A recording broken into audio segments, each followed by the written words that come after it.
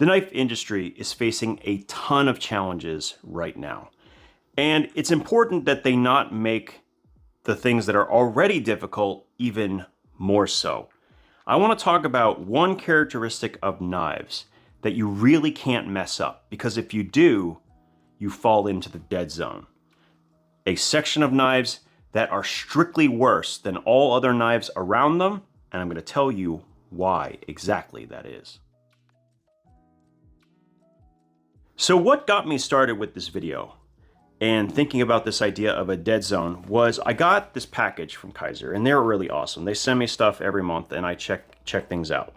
And the first thing I noticed was this right here, the Assassin. Now I know that knife is normally 3.17 inches in blade length, but it was 2.99. So that got me immediately very excited to check out this new knife. Now we will talk about it in a second. I put it back in the box for effect because it is fantastic. And then I go over here and there's 3 more knives, and this is 3.09, 3.17, and 3.17.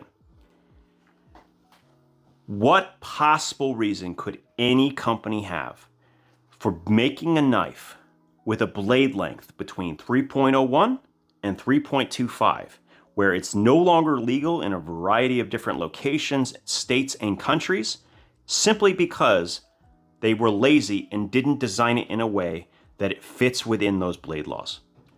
There's practically no performance difference between 2.99 and 3.25. And in fact, I challenge anyone to find a discernible difference outside of handle length. And you can absolutely make a 3-inch bladed knife with a really big handle, like the Para 3, which is one of the most popular knives in existence. So what's the deal? Why are companies doing this? And it's funny because so many of them used to be good about it and now they're not for some reason. Maybe because they think their customers are less discerning. I don't know. Let me give you a couple examples.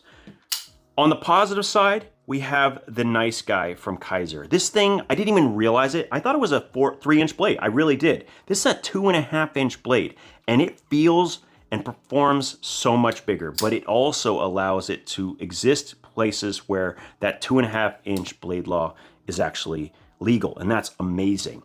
And then we go back to the Elementum. Now this is the Elementum 2, but it's the same basic platform, 2.99 inches of blade that are hollow ground, and man, did this thing set off a big chain reaction in the knife world.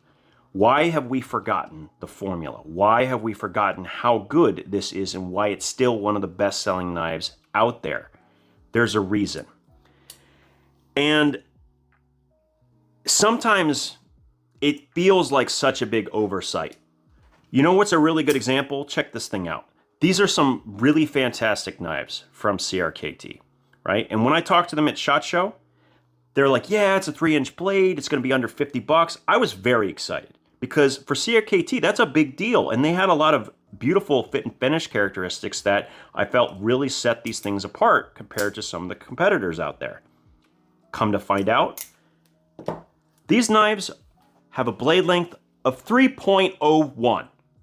3.01. You can't freaking measure that, okay? It's like that, okay?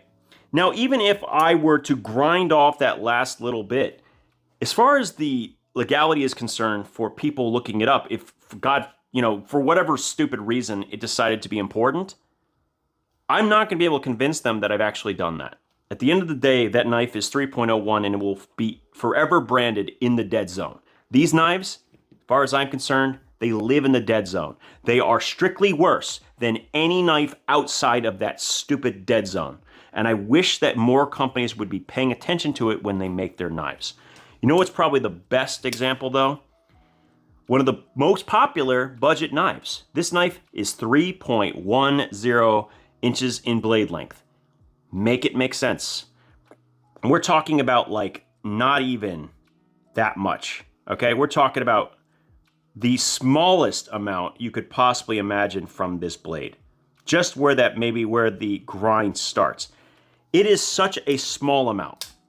There is no reason not to fix this, especially in something like the Pyrite Alt, where you're using the last 1/4 inch the most for draw cutting. The difference in cutting length is basically 0. It doesn't do anything different from than a shorter blade. It doesn't make any sense at all. Sorry, I keep trying not to curse here. And then they've clearly understood this to some extent, so I'll give them a little bit of a pass because the Pyrite Lite, which is 3.33, which is awesome, has a little bit longer blade length, but this allows for a forward finger choil and a better grip overall. So you get some benefits from that extra length in addition to a slight improvement in performance, and this is close enough to the 3.5 inch mark that you're not losing out on too much from that blade length, right? Which you could max out. This could have been 3.49, but it isn't. Okay? To put this into perspective, this knife and this knife fall under the exact same blade restrictions. Think about that. Does that make any sense? If I have to carry one or the other, which one do you think I'd rather carry? Which one's more capable? Which one can do more? Yeah, it's going to be the longer knife. It just makes sense. I'm not going to be buying these knives in the dead zone when I have better options. It just doesn't make any sense. 2.5, 3 inches, close to 3.5, 3.5. And then when you go above that, realistically, I think there's a lot more considerations. Things like blade grind, blade thickness, purpose. Is it a knife designed for slicing like this one is with a nice thin stock? Or is it an absolute monster like the SR1 Lite, which is at 3.99?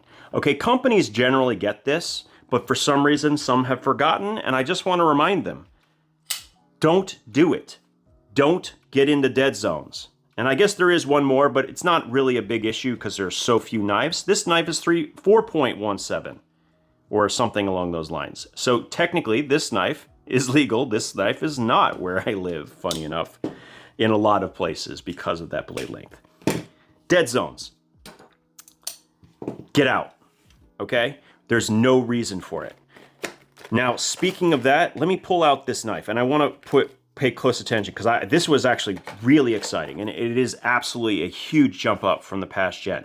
This is the brand new Assassin. The other models have been discontinued. The texture is incredible. The clutch lock is awesome, and I cannot tell you any difference between this one and the older models. I genuinely. In fact, it's probably better because those had flipper tabs. This doesn't, so I could actually get up a little bit further and I have more actual handle length to work with. So there's basically no downside here, like a strictly better knife just by being outside that dead zone. Come on, let's do it. We have enough problems to deal with, right? There's a lot of competition in this space. Everyone's making a good knife now. And of course, there's the social media issues and everything else. We don't need more problems, okay?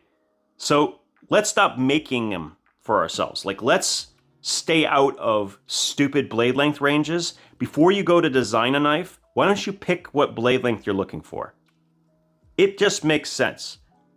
Yes, some knives are really expensive and they're purely artistic in nature. I don't think those knives need to worry about it. But if we're talking about budget knives under $100, they have actual purpose in mind. They have like a clientele they're looking for that's a general population.